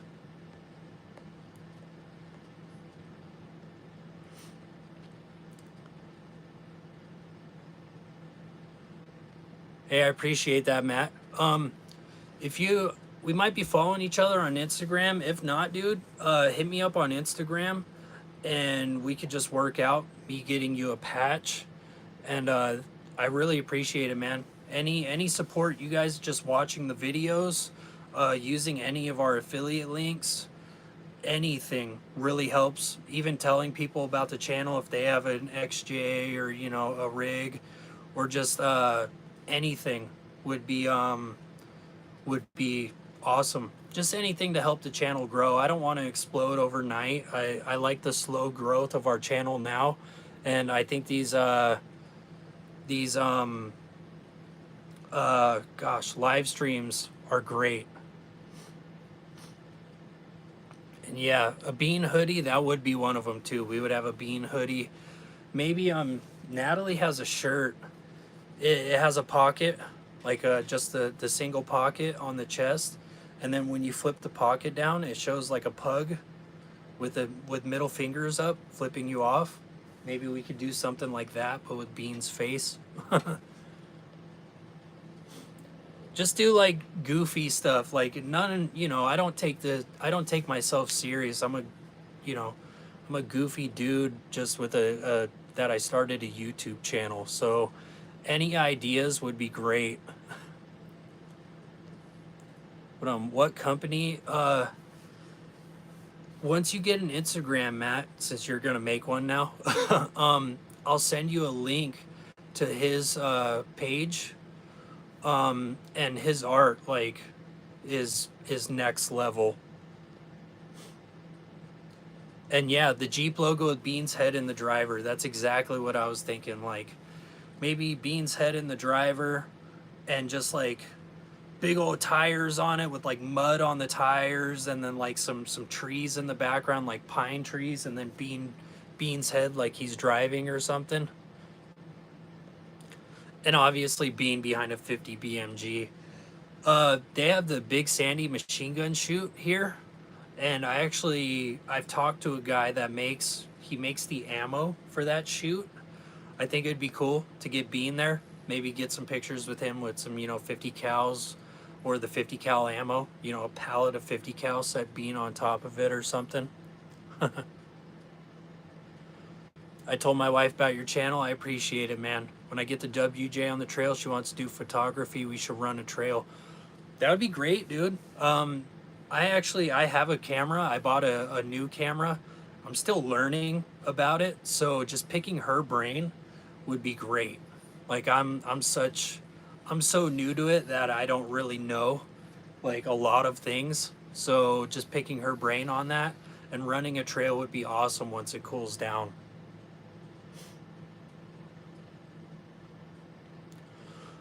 Tim, we're at 1,799 subscribers. What are you barking at, dude? We're at 1,799 at the moment. Honestly, I don't even know why. Like, I guess that's just could be selling myself short. But with the help from Brian from Off Grid Backcountry Adventures, Matt from Secondhand Overland, Nate, I mean, just word of mouth with Tim, like everybody just talking to people, just the support. I'm in debt to those guys, to all of you guys, just for the support on the channel and supporting this journey. I guess somewhat the sky's the limit, but I'm not really, I don't want to, what? I forgot. Like, I don't want to expect too much and get disappointed. I just want to put out awesome, interesting videos for you guys to possibly watch. Some build videos on the Jeep, some product reviews on stuff that I think is a good price and awesome, and maybe a trip video here and there with a live stream, just to kind of show you guys our life and what we do or what we've been doing.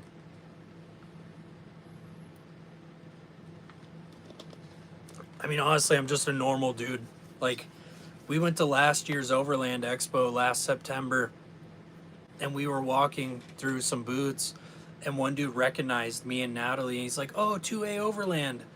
And I was like, kind of like, what? Like, who are you, dude? Like I wasn't entirely sure. And then he was like, "Yeah, 2A Overland." I was like, "Oh, wait, like, we have a YouTube channel, like, weird." Like, I was like, "Oh yeah, hey dude, like, thank you so much." We didn't have any patches on us at the moment, or no, we did actually. So we gave him a few patches, and we're like, "Thank you so much for the support."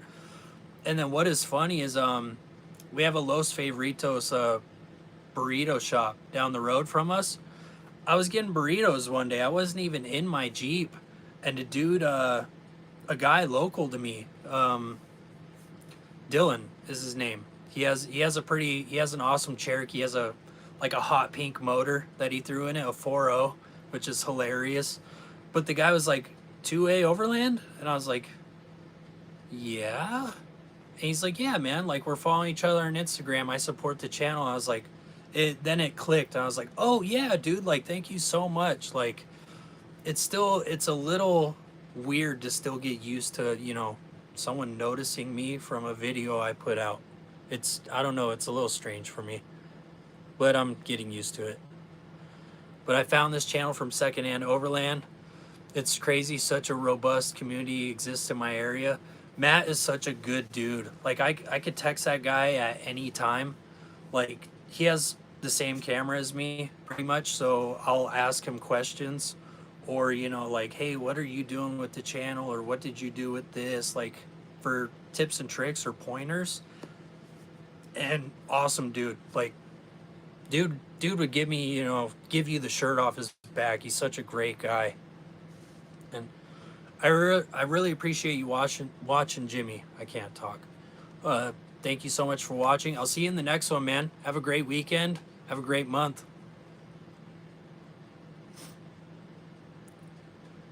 Good content, great personality, consistent videos, and Bean winning. I appreciate that, Nate. Yeah, I think Bean really ties it together. And then I try to put out stuff that I would watch. Just, you know, stuff that is interesting to me. And that's informational. I don't want... if I think there's filler or garbage in the video, I won't put it out. Like, I want it to be interesting and have you guys take something away from it. So that's why I try to go all out on like our trip videos, or you know, the like the working on the Jeep, like the DIY stuff. Like, have some stuff outside the box where you know, it could be something you could use in your rig that you haven't seen before on the internet. So I really appreciate it, Nate. Same with you, Matt. All of you guys. Means a lot. And the trail cooking ASMR video was top notch. Yeah, now we really liked making that one. That's the trail pizzas, those tortilla pizzas and those Reubens. I would say just about every other or every third camping trip we'll have one of those things in the videos. But, hold on. I gotta use the restroom, lady. You want to be on video? No. All right, we'll live stream for a few more minutes, unless I can just walk away, and you guys will just stare at my couch and my blinds so I could use the restroom. So I'll be right back. I'm really sorry.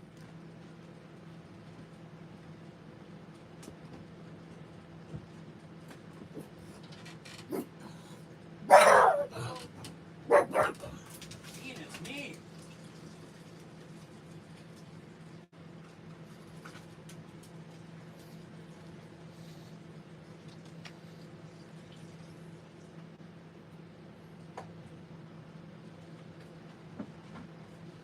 You're a spaz, Bean.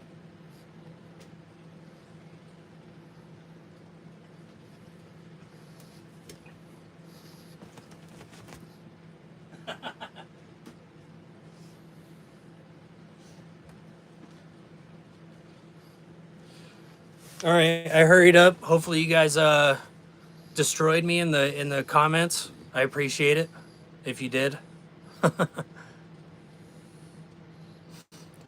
Does your channel have a Facebook? It does not, man. Honestly, I'm just keeping it kind of small right now with like we just started that Patreon, but YouTube and Instagram. I would really like to start a Facebook, but at the same time, I've heard it's a lot of work moderating it just because you know, it could get out of hand. But I guess if you guys really want a Facebook page, I could start it up, just make it invite only. You guys can invite people, you know, and we could just keep the conversation growing on there. M71A, how are you, man? Thank you so much for tuning in. Any noticeable difference between the IRO and Cav Fab? I would say the biggest difference is one of them is aesthetic. It looks a lot better. They're both, you know, solid bar steel. The price was cheaper on the Cav Fab, the rebuild kit. That was the biggest thing that pushed me to the Cav Fab, other than just the steering was old, the Iron Rock, was the price of the rebuild kit. I think they want 90 bucks for the rebuild kit for the Cav Fab. I called Iron Rock and they said they could piece me together a rebuild kit, and it was gonna be like over 200 bucks. Like over $200 just for the Heims, the bolts, and you know, all that other stuff. And I was like, I think I'd rather just refresh my steering, buy brand new steering, get the brand new track bar, and then long term the rebuild, whenever I have to rebuild it, will be cheaper. But aesthetic, and then I don't like the crossover, like where the drag link goes over the tie rod. When I actually removed that steering, there was flat spots on each of them on the round bar from how much they would rub together So honestly, I wasn't a fan of that because I would turn and you would hear it rub, just the scraping or the squealing of those rubbing together. It could have been user error on my install, but I didn't like that. I just didn't like the, you know, the chance of them, even if I did fix it and they didn't rub, them possibly rubbing. So I guess there's pretty much price too. The price of the cab fab with the track bar, what are you doing, Bean? Was cheaper than just the iron rock steering. I really hope that answers your question, man. I'm sorry about that. And Matt, what do I use to film videos? I want to start doing videos, but all I have is my phone. Honestly, that's all you need, man. I think I paid $100 for like a tripod and a microphone, and then I had my iPhone 10, and that's what I made everything with. Um, that's about, I want to say about the first dozen videos, or maybe even more than that. I'd have to look back, but a lot of our videos were made with just the phone. And then I got like a DJI Pocket. It was an itty bitty camera with a built-in gimbal, so like a lot of the smooth shots on uh, like camping videos and some trail or some DIY videos was with that. And then I bought a drone, you know, because overlanding, you're not overlanding if you don't have a drone. I'm kidding, but I ended up buying a drone, which I just played with in the yard, getting a lot of footage of the area I live in just for fun, and then we'd take it on trips just to get a cool perspective of the trail we're on or the area we're in. And then from there, I recently bought a Sony A6500 camera with a few different lenses, because just the capabilities of the iPhone, like for nighttime stuff or different stuff like that, wasn't cutting it. So I ended up buying that camera.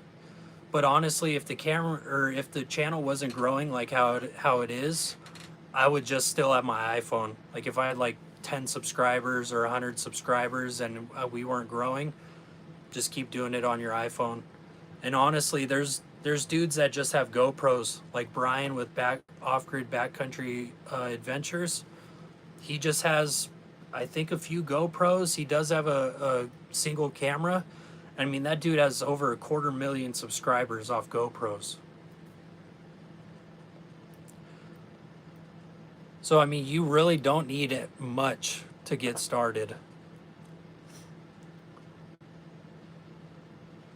I appreciate it, Nate. Yeah, the DIY stuff, we're just going to keep it going. I kind of want to do, once it cools down and I get the exhaust manifold on, there's a DIY kit for rock sliders. They send you all the steel that's cut and everything, so I just have to piece it together and weld it. But I think it would make a great DIY video in a sense to mounting it to the unibody stiffeners and stuff like that. Other than that, I'm just trying to think of DIY stuff to the Jeep. Like I've done so much to it over the 8 years that I've owned it that I think moving on to building my car into like a soft roading overlander car will just be the next step. But obviously, that's just a little part of the channel. I'm still gonna have all the stuff with the Jeep too. We can go on here. Yeah, the phone will take you a long way. Tim is absolutely right. Get a tripod, maybe get like a little phone gimbal for smooth video, and then a microphone. And that's all you need with your phone to get started. Like I'm live streaming off my phone right now. And Reuben is my absolute favorite sandwiches. Yeah. Honestly, I wasn't a fan of Reuben's until me and Natalie were dating and married. I wasn't a fan of sauerkraut either. Now I love sauerkraut, Reuben's. Like that's one of our all-time favorite camp meals is just Reuben's because it's so fast to make.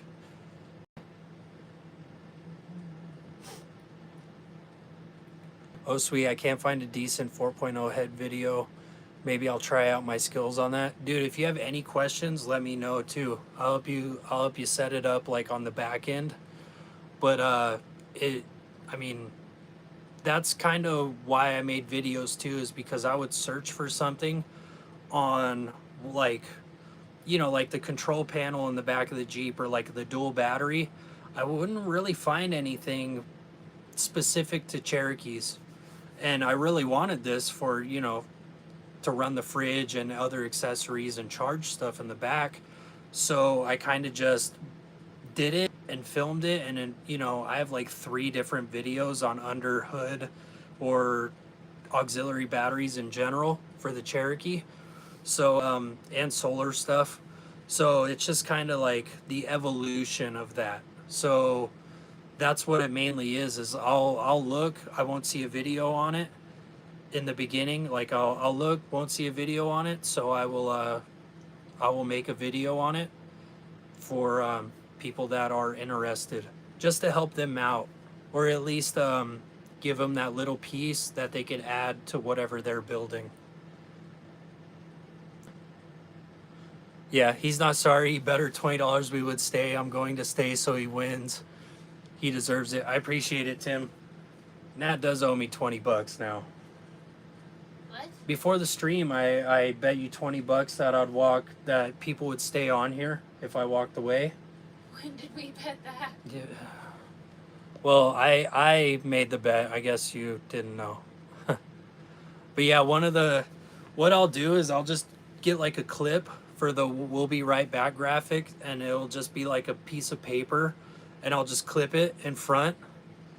I know Natalie was like setting Bean on the couch to maybe have you guys see Bean also. But content is way more important than what kind of camera you use. Good content, good personality, people will watch. Yeah, I mean, that's I just try to make it interesting too, not a lot of filler. Just get to the point, explain it, why I came up with that decision, or why maybe the logic behind it. And if it sticks and people like it, cool. If not, let me know in the comments. So I'm learning. I mean, I'm always down to learn about new stuff with the Jeep or different ways to run or do things. So that's why, like, I have my community help tab. I'll do that once a month post. So if anybody has issues with their Jeep, they could post on there, and then people can comment to help them out or give them ideas. So I do that every month to try to help people. Followed on Instagram on Fat Holiday. Awesome, dude. I'll follow you back. I appreciate that. And Cosmic C, thanks for tuning in, man. I really appreciate it. Cat Fab steering is solid, worth every penny, at least for me. I mean, honestly, installing it was extremely easy. It took only a few hours to really get it dialed in for the track bar and the steering. And it's been great so far. 0 issues. The only thing I really had problems with, but that was on my end, not the steering itself, was the jam nuts for the Heims. I didn't have a wrench to fit it perfect, so I just took a giant crescent wrench, and then I backed them off, squirted some blue Loctite in there just a little bit, and then I cranked them down because it was a few days before a trip, and I double checked the steering and the jam nuts were loose. So I did that, and I've had 0 issues with it so far. So honestly, I would say, I mean, that's about the best steering on the market, at least for the value and the ease of install. I'm going to be so awkward. Part of the content, though. Comedy, video games, cars, that's what I'll cover. Dude, scroll back and watch some of my first videos. Like, I can't watch them. Like, the first videos I came out with, they're painful for me to watch. Like, I'm like, oh my gosh, like the rig walk around video, it's at like, for some reason, like 20,000 views. And it's like 6 minutes, and it's, I mean, that's cruel and unusual punishment for me to watch it. Because I'm like, oh my gosh, I was so awkward and just like kind of like a deer in the headlights. Also plan on doing the trans cooler and water pump you did. I appreciate that, man. Honestly, I've had 0 issues with both so far. And do you dip the Reuben in the dressing or put the Put it on. we put it on. We toast the bread both sides, and then toast the bread both sides. You know, fry it all up, and then we right before I throw the meat and the everything on the bread, we do the Thousand Island on there, and then if it's not enough, I'll even like before every bite, I'll just put a little bit of Thousand Island on there and take a bite. XJ content on this app sells. I watch 10-year-old XJ videos. Same, man. Yeah, if I see something interesting on the Cherokee, I'll watch it. That's mostly what I watch on here is just Jeep stuff. And also hopefully my videos stand the test of time. Like in 10 years, people are watching like dual battery videos. I mean, we got to keep these Cherokees around. Honestly, if the longer we could keep them around, that's why I have like that community help post too, just so we could keep these old rigs on the road and running forever. Like hopefully one day when me and Natalie have children, I want my kid to be driving that thing down the road to school.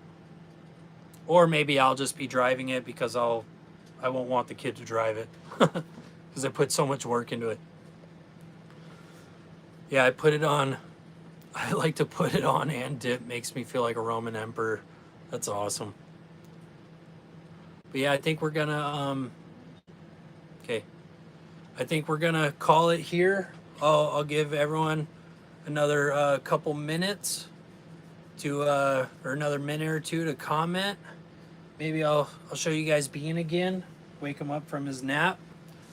Me and Bean will read the last of the comments, and we will jump off here very soon. Are you tired, dude?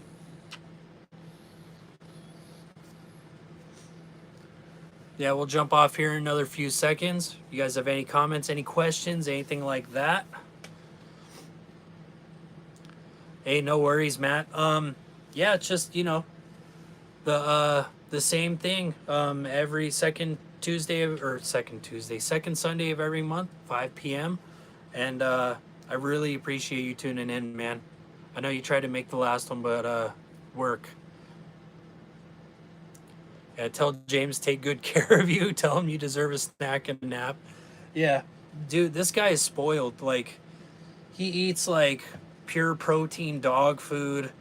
Like he has, you know, expensive harnesses. Like, he's just this little guy is a king. Like we spoil the crap out of this little dog, but he's our little baby. So,